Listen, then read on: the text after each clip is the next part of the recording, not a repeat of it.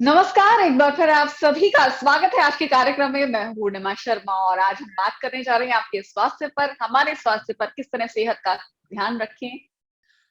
पूर्णिमा जी, हृदय के बारे में हमें हर आदमी को एक बेसिक इतनी सी जानकारी जरूर होनी चाहिए कि हमारा शरीर का हर ऑर्गन आपके मरते दम तक, चाहे वो आपकी उम्र 150 साल है कि 120 है या 100 है, जो भी है, तब तक वो बढ़िया काम करने के लिए डिजाइंड है। उसके ब्रेकडाउन होने का सवाल ही नहीं पैदा होता। लेकिन कोई अगर अज्ञानतावश इस प्रकार का अपने कोई नेगेटिव फीलिंग्स, इमोशंस, थॉट रखता है, या कोई खान पान नेगेटिव रखता है, या लाइफस्टाइल नेगेटिव रखता है, तो उस कंडीशन में हार्ट, जो कि कई सालों के लिए काम करने के लिए बना है, 24 घंटे काम करने के लिए डिजाइंड है, उस हार्ट को फिर समस्या में आना पड़ता है। तो इसमें सबसे पहले, जैसे कि आपने कहा कि स्ट्रेस जो है वो बहुत बड़ा फैक्टर है, तो हाँ, इसमें कोई शक नहीं है कि अगर हम कोई बीमारी को अगर ठीक करना चाहें, अगर हार्ट को हम स्वस्थ रखना चाहें, तो आपको ये बात इतनी सी समझनी जरूरी है कि एक एक पल, एक एक मोमेंट, हम किस तरह का विचार हम अपने मन में क्रिएट करते हैं या इमोशन क्रिएट करते हैं, उसका इमीडिएट, यानी कि देर भी नहीं लगती, अभी तो आपने सोचने की शुरुआत भी की तो आपके पूरी केमिस्ट्री में, हार्मोन्स में चेंज आना शुरू हो गया। अभी मान लीजिए किसी ने आपके शक्ल को लेकर एक भद्दी मजाक कर दी या आपको इंसल्ट कर दी, आप देखोगे कि तुरंत आपका हृदय बोलते हैं ना, मेरा दिल बैठ गया, मेरे दिल को धक्का लगा। ये सब वर्ड आप यूज करते हो ना, तो धक्का लगा का मतलब क्या है कि आपने मन में उस बात को इतना गहराई से लिया कि एक सेकंड में आपके पूरी हार्ट की रेट, आपके हार्ट की पल्स, सब कुछ बदल गई। यानी कि कोई भी नेगेटिव थॉट, नेगेटिव इमोशन आप जो क्रिएट करते हैं, आपको ये समझना बहुत जरूरी है कि मूवमेंट टू मूवमेंट, या तो आप हार्ट पे प्रेशर डाल रहे होते हैं या आप हार्ट को रिलैक्स कर रहे होते हैं। तो आपने देखा होगा, आपकी जब तारीफ करें तो आप कहते हैं ना कि दिल फूल गया इसका, हृदय गदगद हो गया, तो ये सब हम वर्ड यूज करते हैं। तो इसका मतलब ये हुआ कि जो हैप्पी मोमेंट्स होते हैं या हैप्पी थॉट्स होते हैं, वो आपके दिल को थोड़ा एक्सपेंड करते हैं, मजबूत बनाते हैं, ताकतवर बनाते हैं। और जो अनहैप्पी थॉट्स होते हैं वो आपके हार्ट को कमजोर करते हैं। तो अब आपको ये 24 घंटे अपना अपना खुद को वॉच करके जजमेंट करना पड़ेगा, एक डायरी बनानी पड़ेगी कि 24 घंटे में मैं कितनी बार नेगेटिव बातें सोचता हूँ, या इरिटेबल होता हूँ, गुस्सा होता हूँ, परेशान होता हूँ, तनाव में जाता हूँ, चिंता करता हूँ, तो या डिप्रेशन में जाता हूं। तो आपको वो क्या क्या बातें तंग करती है, देखिए, चाहे वो सुबह पानी जल्दी नहीं आया, कि आपका तौलिया ने बाथरूम में रखा गया, कि आपकी चाय नहीं बनाई आपकी पत्नी ने, कि आपका सफाई ढंग से नहीं हुई आपके घर की, कि आपका ट्रैफिक जाम मिल गया आपको, कि आपका ऑफिस लेट हो गया, आप कुछ भी, यानी कि आप अगर 24 घंटे अगर आप अपने जीवन में देखोगे ना,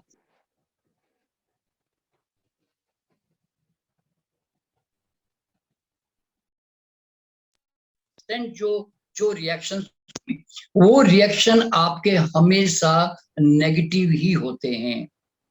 10% आप मुश्किल से मुस्कुराने वाला, हंसने वाला, नाचने वाला, ठा के करने वाला, अगर वो, या नहीं तो रिलैक्स रहने वाला, अगर आप समय को मेजरमेंट करोगे ना, तो आपको लगेगा कि वो समय मेरा 10% है, तो 10% रिजल्ट आएगा आपका, और 90% रिजल्ट आएगा आपका नेगेटिव। यानी कि आपके हार्ट पे प्रेशर पड़ रहा है, आपके हार्मोन चेंज हो रहे हैं, केमिस्ट्री चेंज हो रही है। तो पहली बात, understand your mind which actually heart के मसल्स को या तो स्ट्रांग बना रही है, रिलैक्स कर रही है, या नहीं तो उसको कमजोर कर रही है, सीधी बात है। और यानी कि कमजोर करने का मतलब है, when you are unhappy then you are sinking all your blood vessels, जिससे कारण खून का दौरा धीरे धीरे कम हो सकता है। तो पहला तो है माइंड, जो आपके इमोशन, जो आपके हार्ट को कंट्रोल करता है। और दूसरा है आपका हार्ट को मजबूत करने का साधन, वो है कि जो व्यक्ति एक क्या कहते हैं, मॉडरेट एक्सरसाइज, मैंने ये मॉडरेट वर्ड क्यों यूज किया मालूम है, अभी अभी आपने सुना होगा कि जो लोग जिम गए, जैसे अभी कोई एक सिद्धार्थ, कोई टीवी एक्टर था, अभी राजकुमार जो बेंगलोर के बहुत बड़े वो स्टार थे, वो 45 साल की उम्र में उनकी जिम जाने के बाद उनकी डेथ हो गई। तो क्या होता है कि ये लोग जो ओवर स्ट्रेन जिम द्वारा जो करते हैं, उसका भी एक दुष्प्रभाव होता है, क्योंकि एक्सरसाइज का भी एक लिमिटेशन होता है। हम 100% खाली एक्सरसाइज करने के लिए ही डिजाइन नहीं है, ये बात हर आदमी को समझना जरूरी है। आज हम एक्सरसाइज क्यों करते हैं मालूम है? हम कॉन्सेप्ट बनाकर एक्सरसाइज करते हैं। तो प्लीज कॉन्सेप्ट मत बनाइए। हाँ, आपको बॉडी बिल्डअप करना है तो एक टारगेट है तो जरूर कीजिए, लेकिन एक्सरसाइज वो कीजिए जो जिंदगी भर मेंटेन रह सके, तो वही आपके काम की है। तो इसलिए एक्सरसाइज में भी एक लिमिटेशन रखना बहुत जरूरी है, जिससे आपके हार्ट के मसल स्ट्रांग होते हैं और उससे लंबी आयु भी प्राप्त होती है। और प्राणायाम, योगा वगैरह सब इसमें ये सब रोल प्ले करते हैं।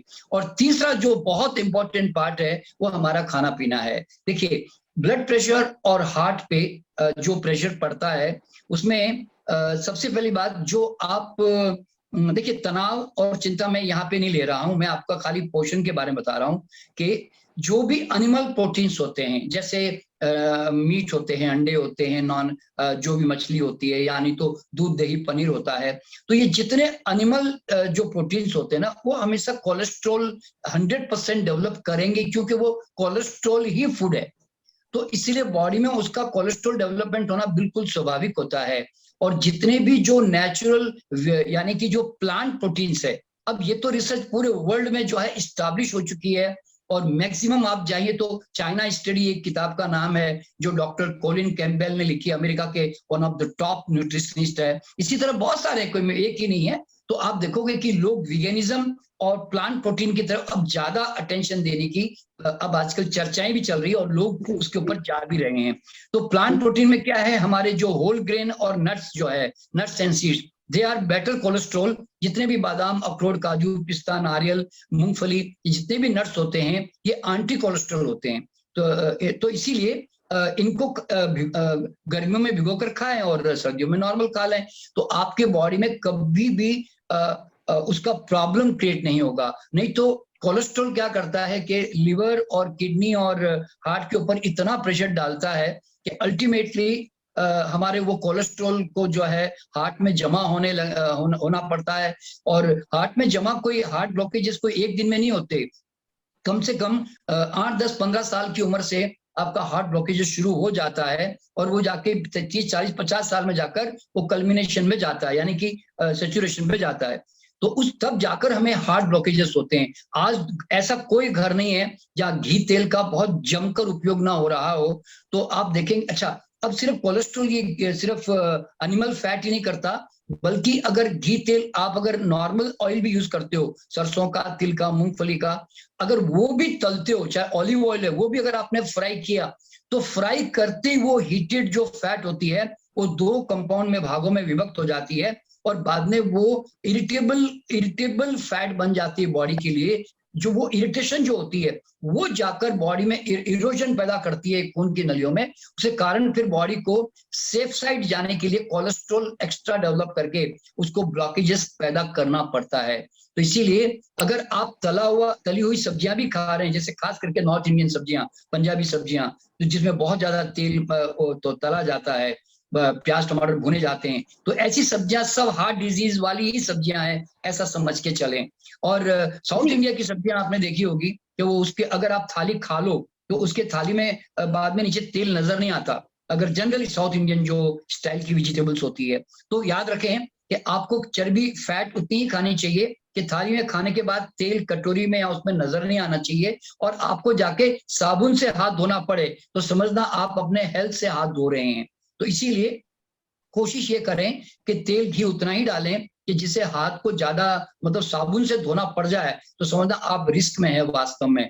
तो इस तरह से एनिमल फैट, और प्लस ये फ्राइड ऑयल्स, ये 2 सबसे बड़े कल्प्रिट हैं कि जो हार्ट डिजीज को डेवलपमेंट करते हैं। तो कोशिश करें कि एनिमल प्रोटीन्स खाने में नहीं के बराबर रहें, और खास करके होल ग्रेन, अगर आप देखिए, अगर आप फाइबरस फूड खाते हैं, यानी कि फ्रूट है, सलाद है, स्प्राउट्स है, और फाइबरस जो होल ग्रेन होते हैं, अगर आप वो खाते हैं, तो फाइबर क्या करता है कि अगर बॉडी में आपके बाई चांस अगर कोई तला हुआ चला भी गया, तो सबसे बड़ा फायदा ये होता है कि वो एक्स्ट्रा जो फैट होता है ना, उसको लेके बाहर निकल जाता है, वो रीअब्सॉर्ब नहीं होती इंटेस्टाइन से, तो उसके कारण फिर आपके अंदर जमा नहीं होता। तो फाइबर जो है वो हमेशा हमारे बॉडी में कोलेस्ट्रॉल को रोक के रखता है, और हमारे उसको हार्ट डिजीज को होने नहीं देता। और जहां तक ब्लड प्रेशर का सवाल है, ब्लड प्रेशर होने के पीछे दो मेन रीजन है। एक तो लंबे समय तक कंटिन्यूसली अगर आप स्ट्रेस में रहते हो, तो आपकी जो खून की नलियां बार बार रिएक्शन करने के कारण ऐसे स्टिफ और हार्ड होने लग जाती है, संकुचित हो जाती है। तो एक तो वो बड़ा फैक्टर है। और दूसरा, अगर आप बहुत ज्यादा अनाज खाते हैं, यानी कि नमक ज्यादा खाते हैं, ग्रेन्स खूब खाते हैं आप, तो यानी तो बहुत एनिमल प्रोटीन्स खाते हैं, तो उससे क्या होता है, या तो खून की नलियां जाम होने लगती है, और यानी तो अनाज ज्यादा खाने का प्रॉब्लम क्या है, वो बॉडी में स्टिफनिंग पैदा करता है। तो जितनी हार्डनेस स्टिफनिंग पैदा होगी, आपकी बॉडी जॉइंट्स आपके हार्ड होंगे, खून की नलियां हार्ड होगी। आप देखो ना, 50 साल की उम्र होते होते आदमी बूढ़ा होने लग जाता है। क्या ये शर्मनाक बात नहीं है कि 50 साल की उम्र में आप बूढ़े हो गए, जबकि 100 साल 150 साल की उम्र लेके आए हो? तो आपकी आंखें कमजोर होने लग जाती है, आपके कान सुनने में गड़बड़ करने लगते हैं, मेमोरी लॉस होने लगती है, जॉइंट्स खराब होने लगते हैं, ब्लड प्रेशर हर एक का थोड़ा बहुत रेज होता ही है। तो भैया, इसका मतलब तो आप तो समझते नॉर्मल है, ये नॉर्मल नहीं है, अब नॉर्मल है वास्तव में। देखिए, मैं आपके सामने बैठा हूं, अभी 72 ईयर्स का हूं, मेरा ब्लड प्रेशर कितना है मालूम है? 115 ऊपर का, नीचे का 75। इसका कारण क्या है? क्योंकि मैं ज्यादा अनाज नहीं खाता, और मैं नमक, सेंधा नमक थोड़ा खाता हूं बस। तो दिन भर में मैं फल, नेचुरल फूड पे ज्यादा रहता हूँ, फल, सलाद, अंकुरित पे। तो उसके कारण मेरी बॉडी में कोई प्रेशर ही नहीं है। तो मेरा टेम्परेचर, मेरा बॉडी जो आप देख रहे हैं, 72 में मेरा ब्लड प्रेशर 160 के आसपास होना चाहिए, लेकिन मेरा तो 115 है। तो जी। आप समझ सकते हैं कि ब्लड प्रेशर चढ़ाना पड़ता है गलत खा खा के। तो और जब हम खाली हाई प्रोटीन, हाई स्टार्च खाते रहते हैं ना, तो खून इतना एसिडिक हो जाता है कि अल्टीमेटली खून गाढ़ा हो जाने के कारण वो ऊपर चढ़ता भी नहीं है। ये भी एक समस्या आती है कि खून जहां पर आपकी खून की नलियां संकुचित हो जाती है, साथ साथ में खून गाढ़ा भी हो जाता है। तो गाढ़ा तो आपने किया ना एसिडिक खाना खा खा के। तो जितना आप ऑल्कलाइन डाइट, जैसे आपने इसी चैनल में सुना होगा, हमने एक बार ऑल्कलाइन डाइट पे भी चर्चा की थी। तो ऑल्कलाइन होने से क्या होता है, खून पतला होता है, और इसी खून को पतला करने के लिए डॉक्टर आपको एस्प्रिन देता है। कितनी कमाल की बात है। तो आप ये दवाइयों से क्यों खून पतला करते हो भैया? आपका नेचुरल भगवान ने जब ऑल्कलाइन डाइट दी है, उसको खाओ, अपने आप खून पतला रहेगा, पतला रहेगा तो अच्छी तरह पास होगा, प्रेशर नहीं पड़ेगा ना। सॉरी, ना हार्ट पे प्रेशर पड़ेगा, ना कोई खून की नलियों पे प्रेशर पड़ेगा, तो आपका ब्लड प्रेशर भी हाई नहीं होगा। ब्लड प्रेशर हाई नहीं होगा तो कभी भी स्ट्रोक नहीं होगा, स्ट्रोक नहीं होगा तो पैरालिसिस नहीं होगा। तो आप जरा सोचो ना, कितना जबरदस्त आराम है। नहीं तो मैं तो ऐसा मानता हूं कि आदमी जो है ना, जिंदगी में सिर्फ इसलिए काम कर रहा है कि खूब तेल घी खा खा के बाद में वो सारा हॉस्पिटल को जाके उसको 2-5 लाख रुपया देकर अपनी बाईपास सर्जरी करवाकर या एंजियोप्लास्टी करवाकर वो मतलब मजे से रहना चाहता है शायद, इसलिए वो इतना तेल घी खाता है, मुझे ऐसा लगता है, या नॉनवेज खा रहा होता है। और तनाव जो है वो जिंदगी भर लेता रहता है, लेकिन ऐसा कभी सोचता नहीं कि आखिर कब तक भाई, मैं ऐसा क्यों जी रहा हूं, ऐसा क्वेश्चन नहीं करता अपने आप से। तो इसीलिए जो लोग ध्यान की तरफ जाते हैं, मंत्र जाप की तरफ जाते हैं, रेकी सीख कर रेकी करते हैं, जो रिलैक्सिंग मेथोडोलॉजी है, या कोई भी प्रकार का अपने आप में स्पिरिचुअल प्रैक्टिस करते हैं, तो ऐसे लोगों को योगा करते हैं, प्राणायाम करते हैं, तो ये सब चीजें इन चीजों को कंट्रोल करने में बहुत सपोर्ट करती है। इसलिए मेरा ये कहना है समाप्त करने से पहले कि एक तो अपने मन को समझे और 24 घंटे वॉचफुल हो जाए कि आप क्या विचार गलत करते हो नहीं करते हो। डायरी में लिखें कि क्या चीजें मुझे अनहैप्पी करती है, क्या चीजें मुझे हैप्पी करती है। फिर जो अनहैप्पी करती है अगर आपने नहीं काटा ना, तो यूं समझ लेना कि आप बीमारी का कारण निकालते भी नहीं हो, तो आपकी बीमारी होना फिर निश्चित हो जाती। तो हैप्पीनेस के कॉज आज नहीं तो कल आपको ऐड करने पड़ेंगे, कोई चारा नहीं है। दूसरी बात, और दूसरी बात, खाने पीने में अगर आपको नॉनवेज खाने की आदत है, दूध दही पनीर खाने की आदत है, तो भैया शौक से कभी खा लो, आपकी मर्जी है। पर यहाँ तला हुआ खाने का शौक है, शौक से खा लो। लेकिन रेगुलर डाइट में कोशिश करो कि मैक्सिमम एक बार प्रॉपर फ्रूट्स खाया जाए, कम से कम मिनिमम और खाने में सलाद अच्छी मात्रा में खाकर खाना खाया जाए, और जो होल ग्रेन खाओ वो प्रोसेस मत खाओ, क्योंकि मैदा और चीनी जब आप खाते हैं, तंदूरी रोटियां या ब्रेड बिस्किट खाते हैं, पिज्जा बर्गर खाते हैं, तो उससे कोलेस्ट्रॉल जो आपने खाया वो वापस रीअब्सॉर्ब हो जाता है बॉडी में, और फिर आपका कोलेस्ट्रॉल जल्दी बढ़ता है। अच्छा, यहाँ पे एक बात मुझे अभी याद आ गई कि कोलेस्ट्रॉल बढ़ाने में शुगर का बहुत बड़ा रोल है। ये आप शायद कोई जानते कि नहीं जानते कि कोलेस्ट्रॉल शुगर के कारण बढ़ती है, रिफाइंड शुगर के कारण। इसलिए जितनी रिफाइंड शुगर आपके खाने में होगी, आपका कोलेस्ट्रॉल उससे ज्यादा बढ़ेगा, क्योंकि उसका एक अलग केमिकल रिएक्शन बॉडी में होता है, जो मैं अभी यहाँ डिटेल में नहीं बताऊंगा। तो कहने का मतलब क्या है कि आप अपने खाने में इस तरह से और थोड़ा बहुत एक्सरसाइज का सहारा लें और अपने जीवन को मजे से जिए, तो आपका हार्ट जो है ना, मरते दम तक बोलेगा ही नहीं बेचारा, बढ़िया चलता रहेगा। बस ना हार्ट अटैक आएगा, ना ब्लड प्रेशर होगा, और ना स्ट्रोक आएगा, तो जिंदगी बढ़िया चलती रहेगी भाई। पूर्णिमा जी, मेरे ख्याल से मैंने जी आपने बहुत इम्पोर्टेंट बात बताई जी, शायद जी कि कोलेस्ट्रॉल जो बढ़ता है वो रिफाइंड शुगर ज्यादा खाने से बढ़ता है। हाँ जी, ये बिल्कुल हकीकत है। क्योंकि अब तक तो वसा को इसका जिम्मेदार मानते आ रहे थे, और आप जिस जानते हैं, तरह देखिए, अब जो है आपने देखा यंग होगा लोगों पूर्णिमा में जी, भी ये आ रहा है। हाँ पूर्णिमा जी, आपने देखा होगा कि जो फैटी लोग होते हैं, फैटी, तो आप जानते हैं ना, फैटी लोगों को हम क्यों शुगर खाने के लिए मना करते हैं? क्योंकि उनके अंदर फैट डिपोजिशन होती है। तो फैट डिपोजिशन सिर्फ बॉडी में थोड़ी होती है, शुगर खाने वालों की हमेशा फैट डिपोजिशन होती है एक्स्ट्रा, तो वो कोलेस्ट्रॉल ग्रुप में भी होती है साथ साथ में।